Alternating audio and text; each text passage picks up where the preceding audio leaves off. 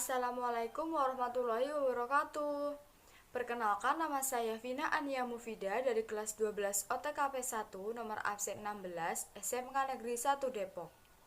Saya akan mempresentasikan salah satu dari materi otomatisasi dan tata kelola sarana dan prasarana, yaitu laporan evaluasi administrasi sarana dan prasarana. Langsung saja, yang pertama yaitu pengertian evaluasi menurut para ahli.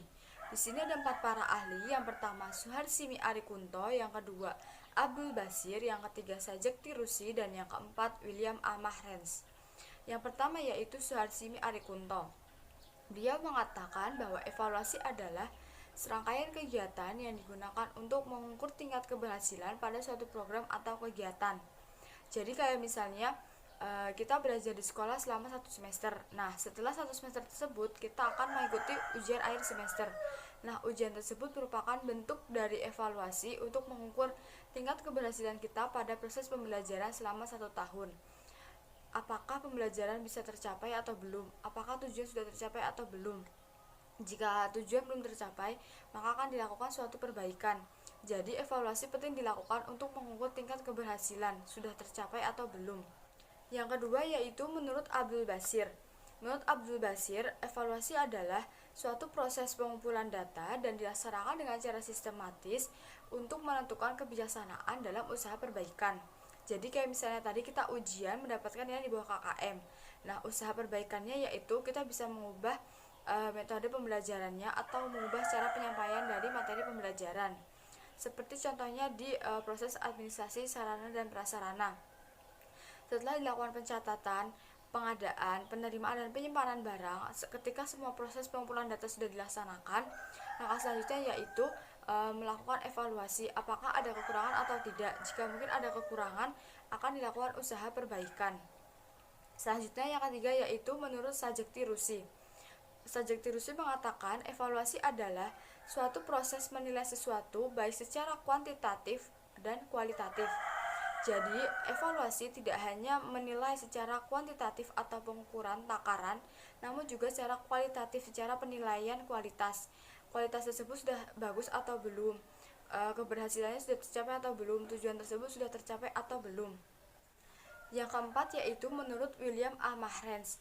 Dia mengatakan evaluasi adalah proses merencanakan, memperoleh, serta menyediakan informasi yang sangat diperlukan untuk dapat membuat alternatif keputusan.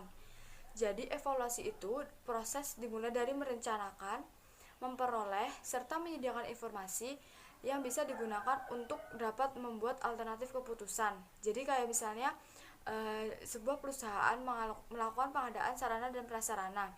Nah, setelah dilakukan evaluasi, akan diambil alternatif keputusan apakah di periode berikutnya pengadaan barang tersebut dilakukan atau tidak. Sama seperti contohnya jika ingin melakukan pembelian barang, setelah dilakukan evaluasi apakah di periode selanjutnya akan dilakukan pembelian barang tersebut atau tidak. Yang selanjutnya yaitu pengertian evaluasi. Evaluasi adalah proses pengukuran dan perbaikan terhadap kegiatan yang telah dilaksanakan, seperti membandingkan hasil kegiatan yang dibuat dengan hasil yang seharusnya dicapai. Jadi setelah kita melaksanakan sebuah kegiatan, kita mengevaluasi kegiatan tersebut, apakah sudah sesuai dengan tujuan atau belum, apakah ada kekurangan atau tidak. Jika semisal ada kekurangan, kita bisa melakukan perbaikan. Kita bisa mengevaluasi untuk periode selanjutnya agar tidak terjadi kesalahan yang sama.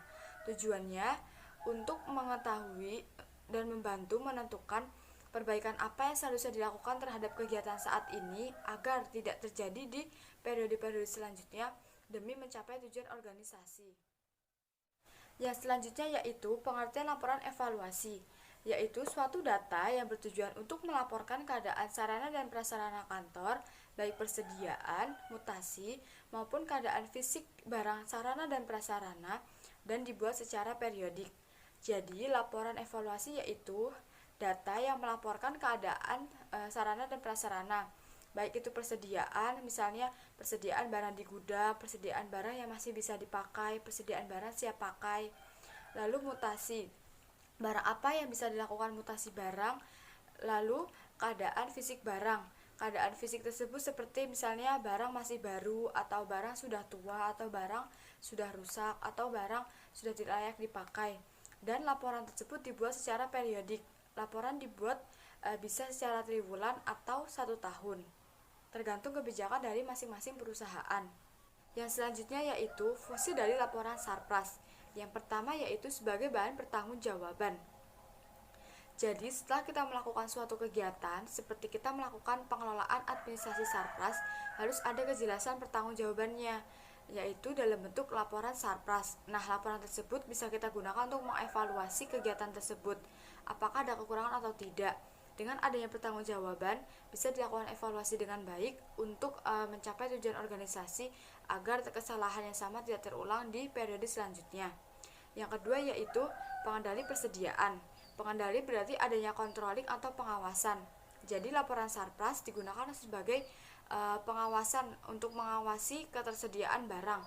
Ada berapa banyak barang yang masih tersedia di gudang, ada berapa banyak barang yang rusak, ada berapa banyak barang yang siap dipakai, ada berapa banyak barang yang bisa didistribusikan, dan ada berapa banyak barang yang tersedia di gudang yang masih baru atau sudah lapuk atau mungkin sudah tua. Yang ketiga yaitu penginformasi ketersediaan barang. Kalau tadi kan sebagai pengawasan, sebagai controlling, kalau ini laporan sarpras sebagai informasi dalam memberikan info ketersediaan barang. Jadi ada berapa banyak barang yang tersedia di gudang, ada berapa banyak barang yang mungkin bisa didistribusikan, ada berapa banyak barang yang tersedia untuk siap layak pakai, ada berapa banyak barang yang sudah rusak atau tua atau yang tidak bisa digunakan. Jadi laporan sarpras bisa digunakan untuk mengecek ketersediaan barang tersebut. Yang keempat yaitu sebagai dasar pengambilan keputusan. Nah, dengan adanya laporan sarpras bisa digunakan untuk alternatif pengambilan keputusan ke depannya. Dengan evaluasi kegiatan yang sebelumnya, kita bisa mengetahui sebelumnya ada kesalahan apa, ada kekurangan apa. Nah, untuk periode selanjutnya bisa dilakukan alternatif keputusan agar tidak terjadi kesalahan yang sama. Seperti contohnya, misalnya adanya pengadaan sarpras. Nah, ada berapa banyak barang yang ingin dilakukan pengadaan sarpras. Nah, setelah dilakukan evaluasi, bisa kita ambil keputusan apakah pengadaan sarpras tersebut akan dilakukan lagi atau tidak di periode selanjutnya. Yang selanjutnya yaitu lampiran dalam penyusunan laporan sarpras.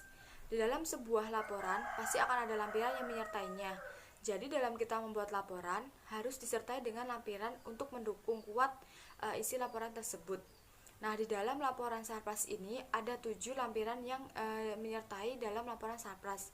Yaitu yang pertama ada bukti penerimaan barang, yang kedua bukti pembelian barang, yang ketiga bukti pengeluaran barang, yang keempat kartu barang, yang kelima kartu persediaan, yang keenam daftar inventaris, dan yang terakhir yang ketujuh daftar rekapitulasi barang inventaris. Masing-masing memiliki form tersendiri dan memiliki cara pengisian tersendiri sesuai dengan kegunaannya masing-masing. Yang selanjutnya yaitu teknik dalam pembuatan laporan sarpras. Di sini ada 7 teknik dalam pembuatan sarpras. Yang pertama yaitu memeriksa barang. Melakukan stok opname barang untuk mengetahui kebutuhan barang-barang di kantor. Jangan sampai terjadi pemborosan barang yang seharusnya tidak dibutuhkan kantor tetapi malah dibeli sehingga mengeluarkan banyak biaya. Jadi kita melakukan skala prioritas, melakukan checklist barang-barang apa yang dibutuhkan kantor, barang-barang apa yang sesuai dengan kebutuhan kantor agar tidak terjadi pemborosan. Yang kedua, menghitung persediaan awal. Penting untuk kita menghitung persediaan awal untuk menjaga ketersediaan barang di kantor. Jangan sampai kantor tidak memiliki persediaan barang sama sekali atau kehabisan stok barang. Menghitung persediaan awal yaitu setelah kita memeriksa barang tadi, kita menghitung barang apa yang sudah diperiksa, barang apa yang akan disimpan, ada berapa banyak barang yang masih tersedia, dan dianalisis barang mana yang termasuk barang yang cepat habis dan barang yang tidak cepat habis untuk menjaga ketersediaan kebutuhan barang tersebut di kantor. Ketiga yaitu menghitung penerimaan dan pengadaan. Jadi setelah kita memeriksa barang dan menghitung persediaan tadi, kita akan tahu ada berapa banyak barang yang akan dilakukan pengadaan. Nah, setelah kita menghitung barang-barang tersebut yang ingin dilakukan pengadaan, kita bisa mengefisiensikan pengeluaran. Jadi barang-barang sudah termasuk dengan kebutuhan kantor yang akan dilakukan pengadaan, sehingga kita bisa mengefisiensikan pengeluaran. Sangat penting dilakukan mengefisiensikan pengeluaran untuk mencegah terjadinya pemborosan dan mencegah pengeluarannya banyak dalam melakukan pengadaan. Jika perhitungan persediaan barang di awal sudah baik, maka penerimaan dan pengadaan akan berjalan dengan baik. Dalam melakukan pengadaan tidak akan terjadinya pemborosan biaya dan sangat menghemat dan bisa mengefisiensikan biaya pengeluaran dalam melakukan pengadaan. Yang keempat yaitu menghitung pengeluaran. Setelah tadi kita memeriksa stok opening barang dan menghitung persediaan awal, terus menghitung penerimaan dan pengadaan barang, sekarang kita menghitung pengeluarannya. Nah, menghitung pengeluaran ini dilakukan untuk mengetahui alur distribusi yang dilakukan oleh suatu kantor.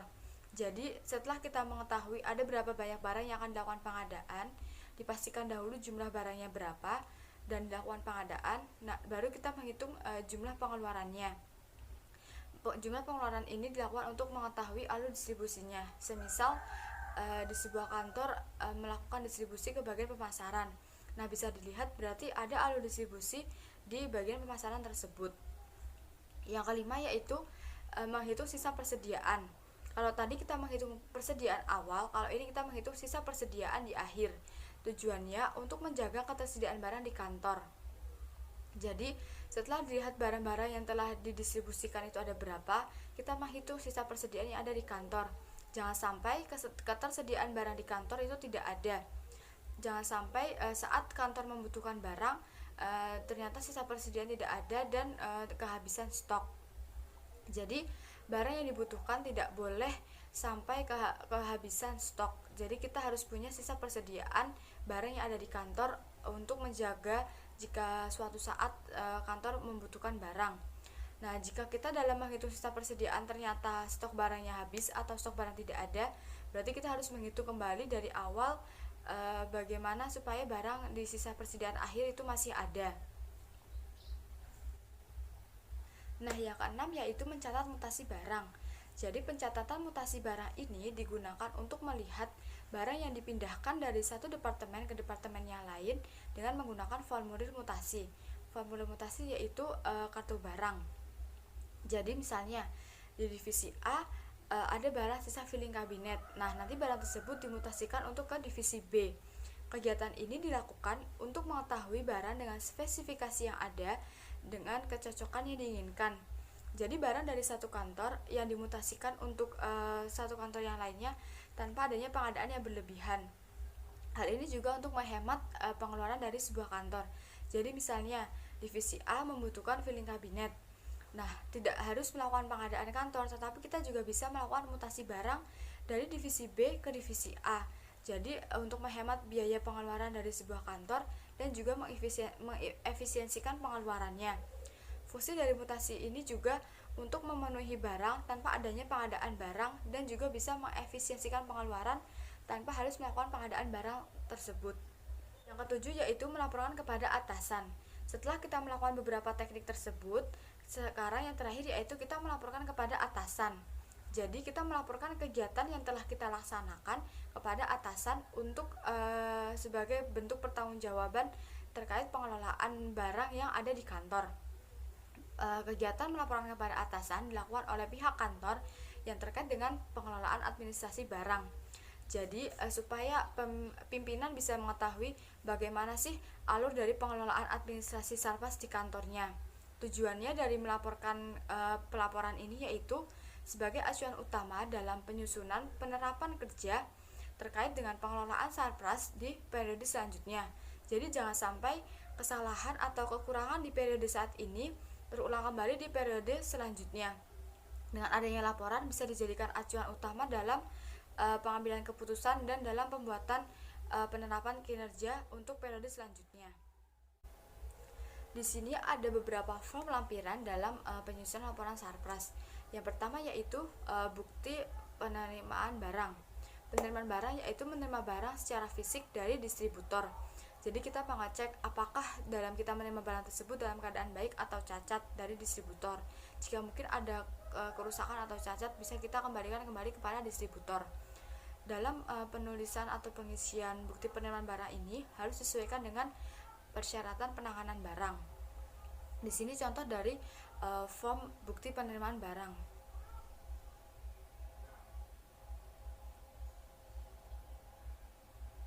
Yang kedua yaitu bukti pembelian barang. Dokumen yang menyatakan bahwa barang yang ada di persediaan sudah dibeli oleh pihak lain. Biasanya bukti pembelian barang ini berbeda-beda di setiap perusahaan, tergantung dari kebijakan perusahaan tersebut. Contoh dari bukti pembelian barang. Yang ketiga yaitu bukti pengeluaran barang. Bukti pengeluaran barang yaitu dokumen yang menyatakan bahwa barang tersebut sudah dikeluarkan dari persediaan. Nah, bukti pengeluaran barang ini sebagai bukti bahwa barang di persediaan tidak ada atau barang di persediaan kosong karena telah dikeluarkan untuk didistribusikan kepada pihak lain yang sudah membelinya. Contoh dari form bukti pengeluaran barang.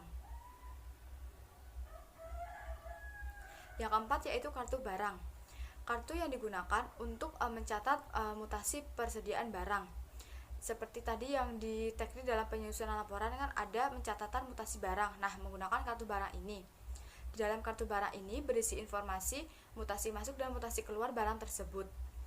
Contoh dari form kartu barang. Yang kelima yaitu kartu persediaan.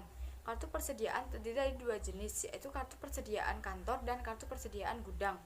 Di dalam kartu persediaan ini memuat informasi saldo awal, penerimaan stok, penerbitan stok, dan kuantitas akhir. Sistem penyusunan dari kartu persediaan ini ada dua, yaitu sistem inventarisasi dan sistem perpektual. Contoh dari kartu persediaan barang menggunakan sistem perpektual yaitu LIFO.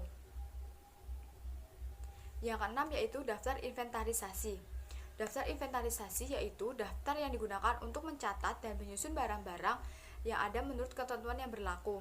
Jadi semua barang yang ada di kantor disusun dan dimasukkan ke dalam daftar inventarisasi barang kantor untuk mengetahui di kantor tersebut mempunyai barang apa saja dan ada berapa saja. Contoh dari daftar inventarisasi kantor. Yang ketujuh yaitu daftar rekapitulasi barang inventaris. Jadi daftar rekapitulasi ini menunjukkan jumlah barang inventaris menurut keadaan pada tahun lalu. Jadi misalnya menunjukkan keadaan pada tahun 2019 lalu dan menunjukkan mutasi barang pada selama 1 tahun tersebut, selama di 2019 tersebut, dan keadaan barang inventaris pada tahun anggaran berikutnya. Jadi kira-kira di tahun 2020 di anggaran berikutnya itu ada jumlah barang inventarisnya berapa. Berikut contoh dari daftar rekapitulasi barang inventaris.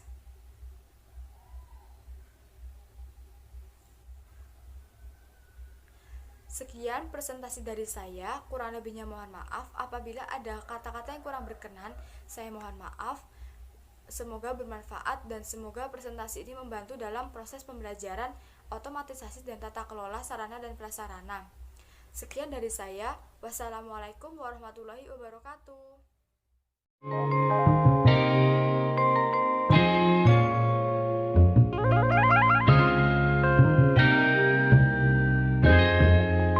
Ryan Little